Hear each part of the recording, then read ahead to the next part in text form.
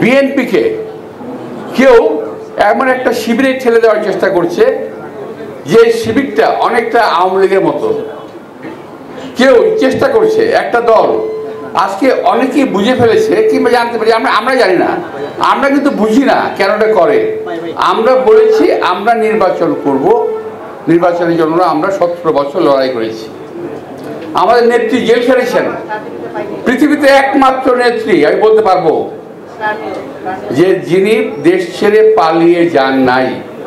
ঠিক, দেশের নেতা কর্মী মাটি মানুষকে ছেড়ে তিনি পালিয়ে যান নাই।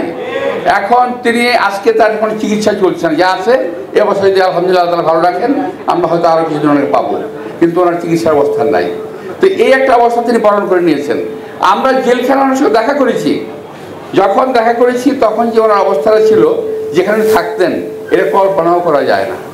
স্বেচ্ছায় একটা জায়গায় থাকতেন। আমি তো জেলখানা বহুদিন ছিলাম, আমরা চেষ্টা করেছি যে ওনাকে ভালো জায়গায় নেওয়ার, কিন্তু পারি নাই, ওই সরকার দেয়নি। যাই হোক, আমি বলতেছিলাম যে বিএনপির নেতা কর্মীদের, এই দেশের মানুষের অনেক ত্যাগ, অনেক প্রতীক্ষার ফলে আজকে আমরা একটা অবস্থানে এসেছি। গণতন্ত্রের জন্য আমরা কথা বলার অধিকারের জন্য আমরা এসেছি। আজকে কেউ বিএনপিকে মানে অবস্থা এরকম যে নির্বাচনে গেলেই তো বিএনপি ক্ষমতায় যাবে, এমন আমরা একটা ধারণা সবার ভিতরে এসে গেছে। আলহামদুলিল্লাহ, আমরা কিন্তু এমন ধারণা করি না। আমরা ধারণা করি নির্বাচন হবে, নির্বাচনে আমরা কাজ করব, নির্বাচনে যাব। বিগত দিনে বিএনপি তিনবার ক্ষমতায় ছিল, যদি বিএনপি ভালো কিছু করে থাকে দেশের লোক আমাদেরকে ভোট দেবে, এটা আমরা আশা করতে পারি আল্লাহর কাছে, মানুষের কাছে। জিতি ভালো, না জিতি যে আসে ক্ষমতায় আসবে তাকে আমরা সালাম দেব, কিন্তু যাতে বিএনপি ক্ষমতায় আসতে না পারে।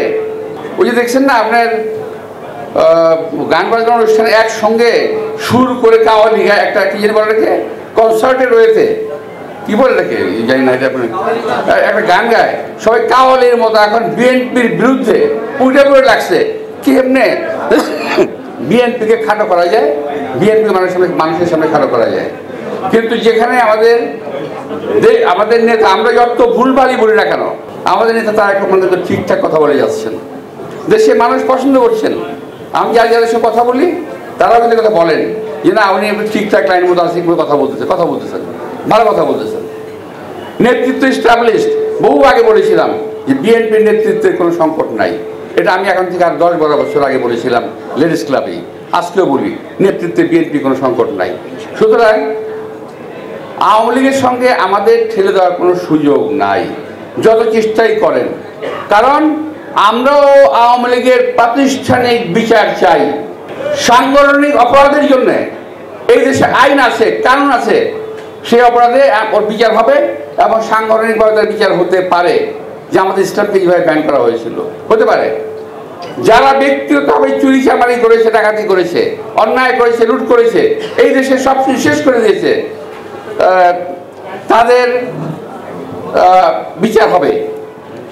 বিএনপি তো কখনো না করে নাই, কিন্তু আমরা একটা অবস্থা হয়ে গেছি যে না বিএনপি আমাদের একটা আছে জানেন, বিদেশি কিছু আছে, বিদেশি কিছু লোক আছে, অনেকে বলে কান দিয়েন না। আমার কানটা খুব খারাপ, আমি সব শুনি, তো কান আমি দেই। কারণ ওই লোকগুলা এই বাংলাদেশকে কখনোই শান্তিতে থাকতে দেবে না, কারণ এরা কারো না কারো দায়িত্ব পালন করছে এজেন্ট হিসেবে।